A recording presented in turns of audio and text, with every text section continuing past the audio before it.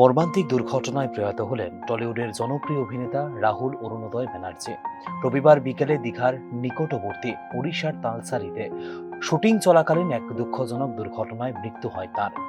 বোটে চেপে দৃশ্য ধারণের সময় অসাবধানতাবশত জলে তলিয়ে যান তিনি। পরে স্থানীয়দের সহায়তায় তাকে উদ্ধার করে দ্রুত দীঘা স্টেট জেনারেল হাসপাতালে নিয়ে যাওয়া হলে তাকে মৃত বলে ঘোষণা করেন চিকিৎসকরা। টলিউড ইন্ডাস্ট্রিতে রাহুল ছিলেন এক অত্যন্ত পরিচিত ও প্রিয় মুখ। অভিনয়ের হাতেখড়ি তার থিয়েটার মঞ্চে। বিজয়গড় থিয়েটার দলের হয়ে রাজ দর্শন নাটকে বাবার সঙ্গে অভিনয়ের মধ্য দিয়ে শুরু তাঁর যাত্রা।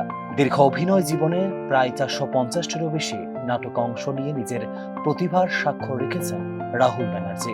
ছোট পর্দায় তার বড় সাফল্য আসে জি বাংলার জনপ্রিয় ধারাবাহিক খেলায় আদিত্য চরিত্রে অভিনয়ের মাধ্যমে, যা তাকে পরিচিত করে তোলে ঘরে ঘরে। পরবর্তীতে বড় পর্দায়ও নিজের জায়গা করে নেন তিনি।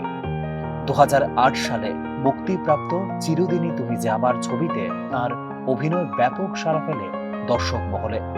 ছবিতে তার সহ অভিনেত্রী ছিলেন তার জীবনসঙ্গী প্রিয়াঙ্কা সরকার। অভিনয়ের পাশাপাশি রাহুলের পডকাস্ট সহজ কথাও জনপ্রিয়তা অর্জন করেছিল শ্রোতাদের মধ্যে।